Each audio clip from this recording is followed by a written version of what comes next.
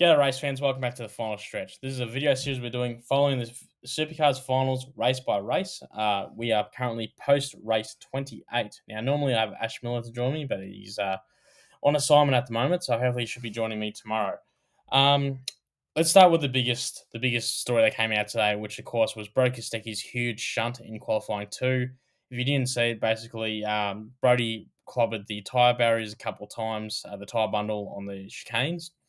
I don't know. They taped this up throughout the qualifying session, but on his third major run throughout the entire session, the tape let go.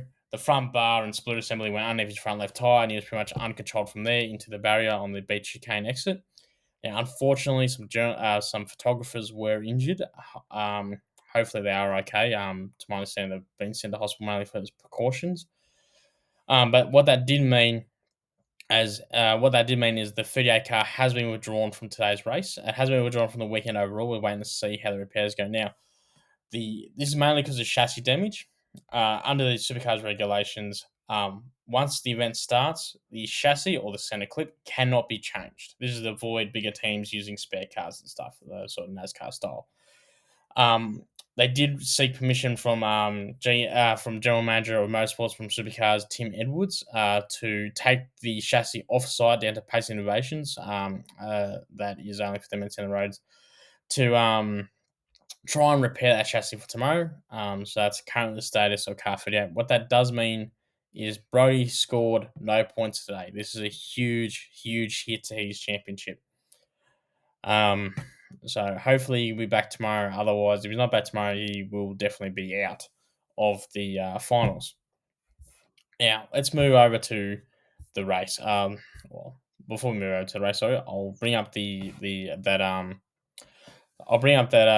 Ryan Wood was on pole, which is unfortunate because we're very early into the development race, lap 7.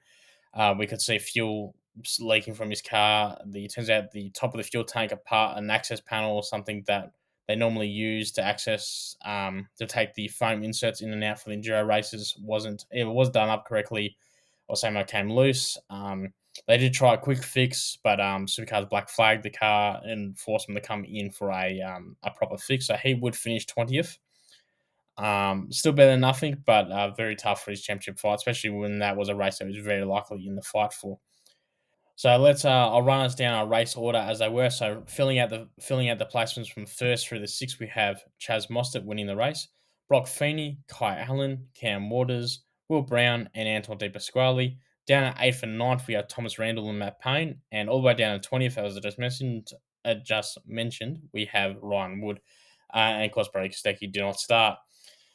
Now, a lot of storylines here throughout this race. Obviously, the mega pace out of the 25 Mustang really allowed Chaz Mostert to catch the leaders and move forward.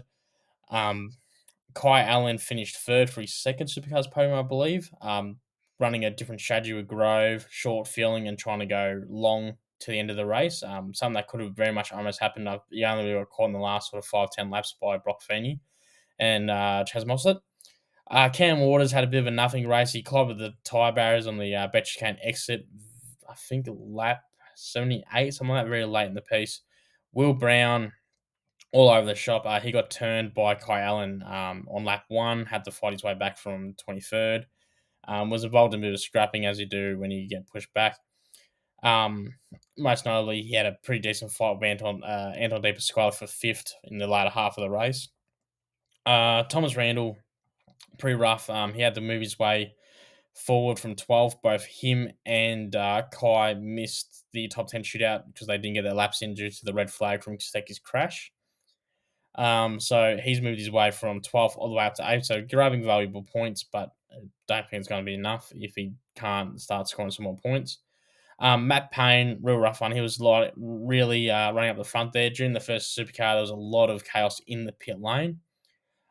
In this, it led to him being unsafe released into the path of Chaz Mostert, something he copped a 15-second time penalty for, which dropped him eventually down to the position he's in now. And then finally, Ryan Wood, as I mentioned, car had a lot of pace like the 25 did. Really should have been on the podium today. Really could have won that race. Unfortunately, like Bathurst, a mechanical issue has let him down. Moving into how the championship points now looks, Brock Feeney still leads the championship with 3,313 points. Now, crucially, he is 166 points clear of second. Clear of seventh, which means he is mathematically guaranteed the Sandown, along with Chaz Mostert, who's also guaranteed the Sandown as he is a race winner. In second, we have now Matt Payne on 222 points on 1 points behind Brock. Third is Chaz Mostert after his win today. Again, he is clear through the Sandown by virtue of being a winner. Then Will Brown, Cam Waters, Kai Allen, Anton De Pasquale, Thomas Randall. In ninth, despite not racing today, is Brody Kostecki. And sitting 10th is Ryan Wood. Now, Brody's going to have a real tough time tomorrow. Just scoring no points. I think the only reason he's not still on the bottom is because he was so high up in the championship. For really, if we're looking at our points here, really for our bottom three guys here, they really need to be on the podium or to win. If you win tomorrow, you're into the title fight at Sandown. So for these bottom three guys, it's going to be real tough for them. Especially Brody, his confidence probably would have been hurt from today's crash, even though it wasn't really particularly he's doing as the car failed on him more than what he felt on the car. I think Thomas is going to have a big struggle. He didn't seem like he had a lot of pace here.